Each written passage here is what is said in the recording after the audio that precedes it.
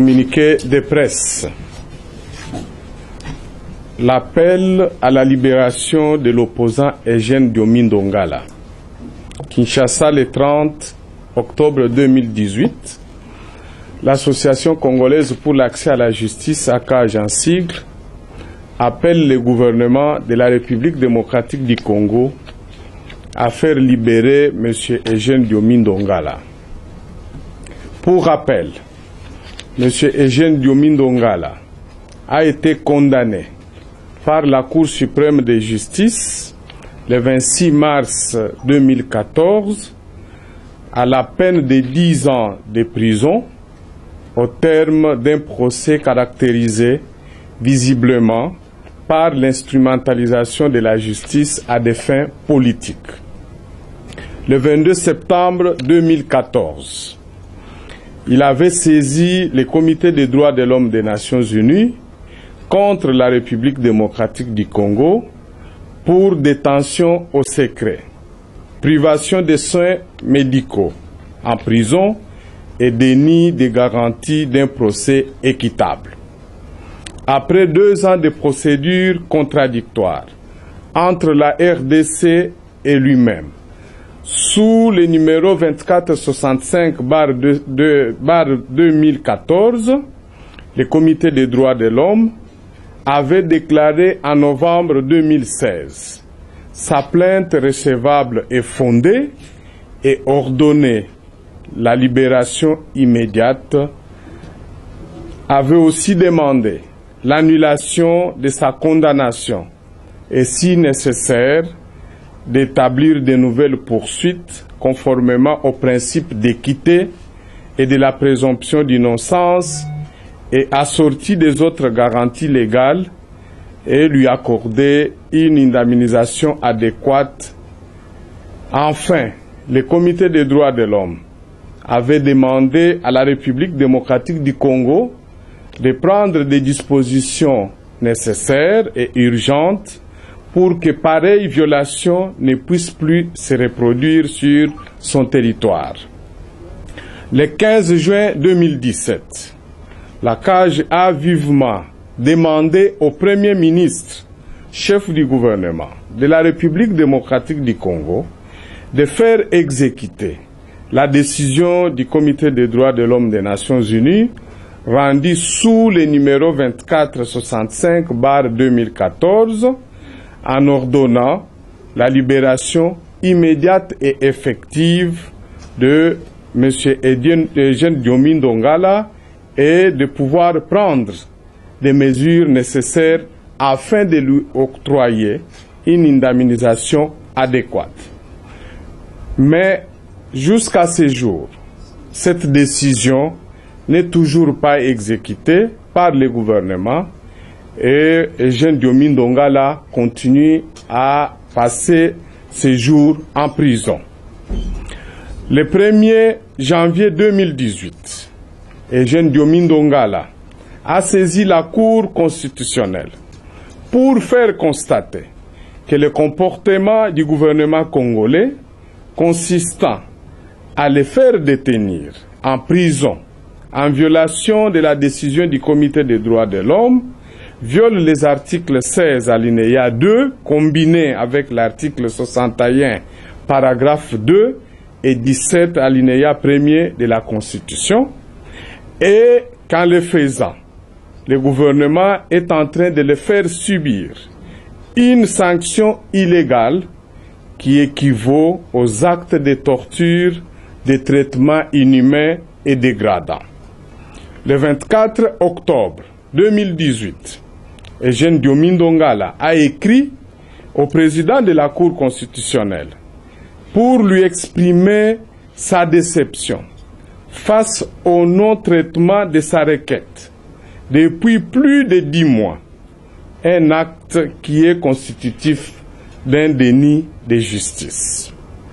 Le 29 octobre 2018, la CAJ a saisi le secrétaire général des Nations Unies et le président de la Commission de l'Union africaine, leur demandant d'encourager le gouvernement de la RDC à faire libérer Eugène Diominde-Ongala en exécution de la décision du Comité des droits de l'homme des Nations Unies et de prendre des mesures nécessaires afin que lui ainsi que tous les autres prisonniers politiques et d'opinion qui sont en réalité bénéficiaires du volet de l'accord de la Saint-Sylvestre, du volet de l'accord de Saint-Sylvestre relatif aux mesures de décrispation politique et que tous ces prisonniers puissent être remis en liberté.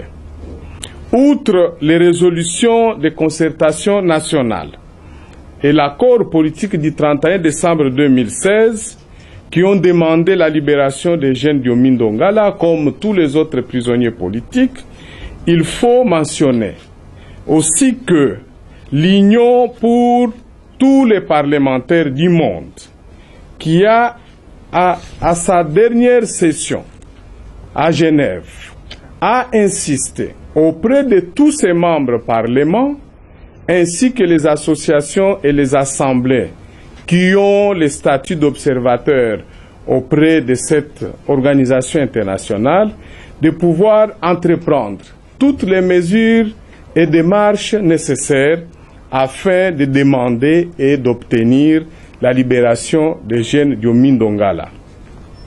Le cas des jeunes Diomi Ndongala rappelle, comme nous l'avons mentionné, aussi celui des autres prisonniers politiques et d'opinion qui croupissent à ce jour dans plusieurs prisons de notre pays, principalement à la prison de Makala, comme lui-même.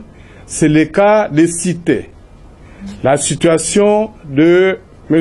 Jean-Claude Muyambo, de Frank Djongo, Eric Kikunda, Jekoko Mulumba, Firmien Yangambi, Christian Lumu Lukusa, Carbone Beni, Mino Bomponi, Grace Tchunza, Cédric Kalonji, Palmer Kabeya, Arcel Katolo, Miko Booto, Oto Shaminga Toto, Alain Mouaka, Héritier Losamba, Enoch Mwanda et Mwanza, qui ne sont que des cas parmi tant d'autres.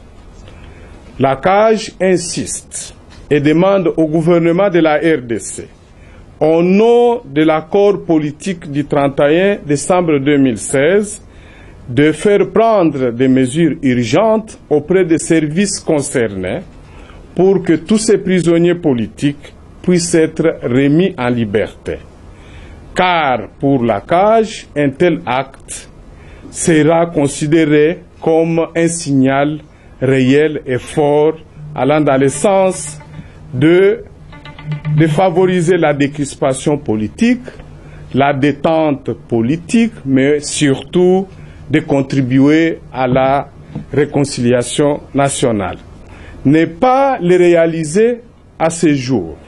D'ici l'organisation des prochaines élections, la CAJ considérera tout simplement que le gouvernement n'a pas de volonté pour faire aboutir dans les conditions idéales le processus démocratique.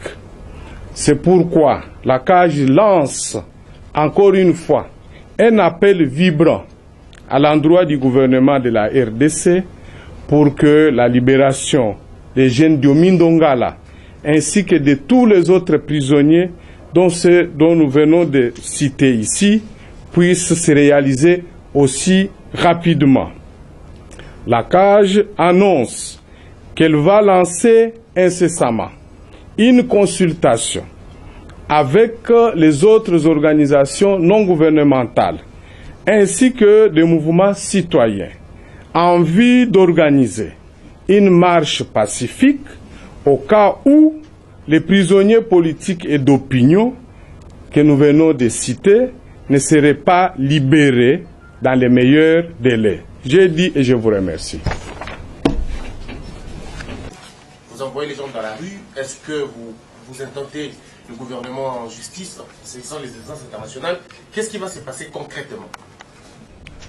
En réalité, les raisons pour lesquelles ce gouvernement ne veut pas les libérer Mais de par notre analyse, nous constatons tout simplement qu'il y a mauvaise foi. Il n'y a pas de volonté politique de pouvoir contribuer à la décrispation de la situation politique dans notre pays, en dépit du fait que le gouvernement a eu à prendre cet engagement à plusieurs reprises. Nous avons rappelé là les concertations nationales, nous avons aussi rappelé l'accord du 31 décembre 2016. À l'occasion des concertations nationales, une résolution avait été adoptée par tous les participants à ces assises, demandant à ce que le gouvernement puisse faire libérer Eugène Diomi Ndongala. À l'occasion de négociations qui ont été conduites sous les bons offices de la CENCO, la même question est revenue sur la table et les parties prenantes ont adopté encore la même résolution, et c'est comme ça que le cas d'Eugène Diomi Ndongala fait partie de ce qui est connu par tous dans le cadre de l'accord comme les cas emblématiques, les 7 cas emblématiques. Il fait partie de ces 7 cas emblématiques qui devaient être traités avec urgence par le gouvernement, de sorte qu'à ce jour, on ne pouvait même plus en parler. Mais voilà que, depuis lors, il n'y a pas de démarche allant dans ce sens.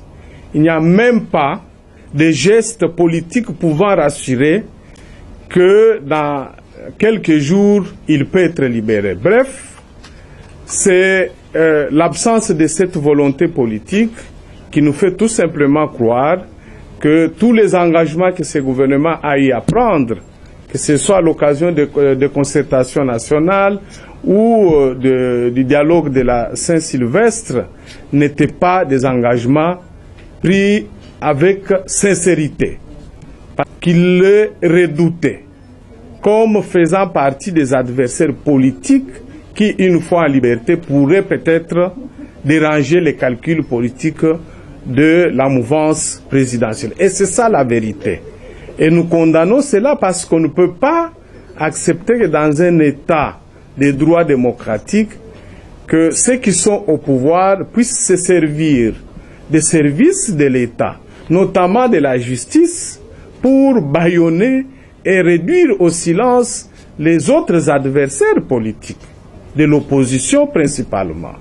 Donc, nous pensons que citoyens épris de justice et de paix, ceux qui se battent chaque jour pour la liberté de tous les citoyens, dans le cadre de cette marche que nous venons d'annoncer, nous pourrons être tous obligés à ne pas continuer à organiser ou à sensibiliser les gens pour cette marche lorsque Eugène Diomi Ndongala, comme les autres prisonniers politiques et d'opinion, seront libérés. Donc, si l'institution politique dans un pays, ça veut dire vous poussez les gens à se radicaliser. Or, quand les gens se radicalisent, ça va devenir quoi? Ils vont recourir aux moyens de violence. Ce qui n'est pas une bonne chose. C'est intéressant. Et c'est utile pour nous tous de voir que le gouvernement, si cette marche a lieu, que les cahiers de charges soient réceptionnés et traités avec des solutions. Et les bons démocrates, d'ailleurs c'est l'occasion pour que nous tous nous puissions nous assurer que ceux qui veulent devenir députés, président de la République, gouverneurs, pourront être réellement en mesure de gérer nos problèmes.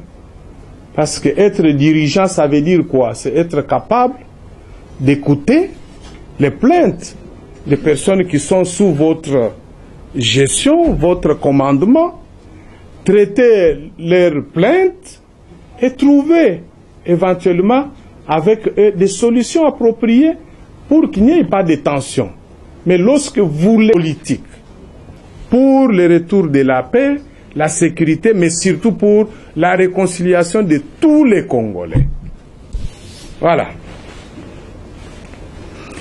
Akage Autiko faire voir na presque l'honorable Eugène Diomi Ndongala aza sous ko mérité aza na kati ya prison te po ete na niveau ya Nations Unies il y a décision moko o essaye ko senga ke ba bana ko bimisa ye aleti lelo lokola bimisa kaka te akaj azali ko rappeler le gouvernement à l'ordre lokola azali ko kende vers les élections le gouvernement aibana ko décrisper climat politique na ko yebana ko libérer ba détenus politiques nyonso tout pour na ko permettre que ba élection o ezali ko ya ezala réellement na ndenge accord ya Saint-Sylvestre et Sengi et na yango akaja bakisi susu alobi que non gouvernement ceux qui azali ko konika ko boya ba ko organiser marche pacifique pour na ko faire voir na phase ya monde que bazali ko réclamer libération ya ba détenus politiques pe ko permettre que ba élection o gouvernement azali kolobake eko salema et salema na ndenge ya kimia pe ya ndenge ya bondeko.